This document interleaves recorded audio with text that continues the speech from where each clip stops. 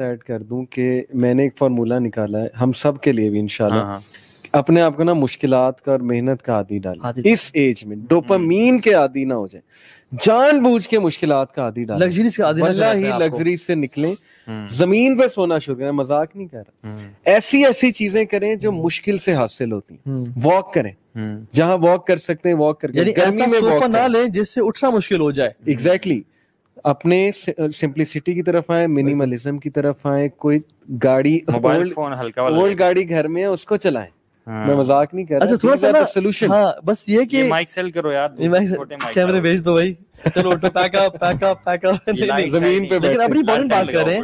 اچھا I want go to that much extent, لیکن I would say کہ اپنے آپ کو مشکلوں کا عادی بنائیں. مشکلوں کا عادی مین بات یہ ہے, بیڈ بے شک نہ بیچیں لیکن سستی کا شکار نہ ہو. اف یو تھنک اگر آپ کو محنت کرنا مشکل لگتا ہے, اگر آپ کا 2 روٹیوں یا 1 روٹی کے بغیر گزارا نہیں ہوتا اور آپ آدھی روٹی پہ گزارا نہیں کر سکتے. میں آپ کو بتاتا ہوں ٹیکنالوجی پہ ہم کتنا زیادہ وہ ہو چکے ہیں.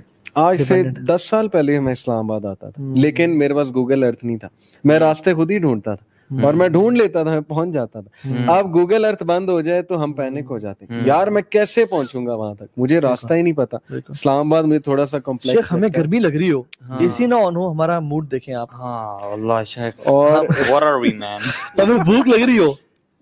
مطلب ایک بچہ جو کہ سال کا بھی نہیں ہے وہ تو بھوک کی وجہ سے روئے تو بات سمجھ آتی ہے اور چیخے چلائے, مگر ایک 45 سال کا شخص اس کو بھوک لگے وہ بھی چیخنا چلانا شروع کر دے, یہ تو اتنا نہیں ہونا چاہیے نا. تو مطلب اتنا صحابہ کو دیکھیں آپ, سبحان اللہ, ایک چوز چوس رہے ہیں. لشکروں میں سے 3 لوگوں کو ایک کھجور ملتی تھی کہ اس کو ہاف کر کے آپ لوگوں نے چلنا. ابھی بھی سوری ٹو ایڈ ہیئر کہ ابھی ہم کرونا وائرس کے اسٹیٹسٹکس اٹھائیں تو سب سے زیادہ جن کنٹریز نے ریزسٹ کیا اس کو مسلم کنٹریز ہیں, کیونکہ غربت کا شکار, مشکلات کا شکار, ڈسٹریس کا شکار, اور ظاہر ہے امیونٹی بڑی زیادہ ہے, اور پھر چیلنجز فیس ہمارے, لوڈ شیڈنگ کتنی ہوتی ہے, گورے تو پریشان ہو جاتے ہیں, پینک ہو جاتے ہیں, لوڈ شیڈنگ تھوڑی سی ہو جائے, پیٹرول ختم ہو جائے, کتنے چیلنجز فیس کرتی ہے. یہ اللہ تعالیٰ کی بھی پریپریشن ہے.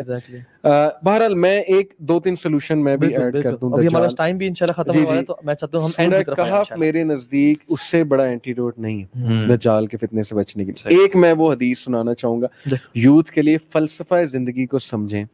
اگر آپ سے بھی پوچھے زندگی کی فلسفی کیا ہے, نبی صلی اللہ علیہ وسلم کی حدیث, ایک چوکور سکوئر بنایا, بیچ میں لائن کھینچی, سکوئر کے باہر لائنز بنائی, کہا یہ انسان ہے اور یہ موت سے گھرا ہوا ہے, اور اس لائن کے بیچ میں لائن تھی, لائنز اور بنائی, کہا یہ شیطان کے رستے اور یہ مشکلات ہیں جو تم پر آنی ہی آنی ہے, ایک سے نکلو گے دوسری آئے گی. پہلا فلسفہ, مشکلوں کے لیے تیار رہو, اللہ سے عافیت مانگو, لیکن ٹیسٹ ٹرائلز آئیں گے, مشکلات آئیں گی, لاسز آئیں گی, نمبر 1 اس کے لیے تیار رہو. ہماری یوتھ اس کے لیے تیار نہیں ہو رہی, پینک ہوتے ہیں, بہت پینک ہوتے ہیں, ہمارے رویے بہت بدل چکے ہیں. نمبر 2 تمہیں موت آئے گی, دوسرا فلسفہ یہ, you will not live forever. Number 3 نبی صلی اللہ علیہ وسلم نے کہا یہ جو لائن کے باہر, اسکوئر کے باہر لائنز ہیں, یہ انسان کی غلط امیدیں, جتنا ان کے قریب جائے گا موت کے قریب ہوتا ہے گا. غلط امیدیں کیا, I will live forever. غلط امید کیا, اللہ مجھے معاف کر دے گا. غلط امید کیا, جب بوڑھا ہوں گا تب نماز پڑھوں گا.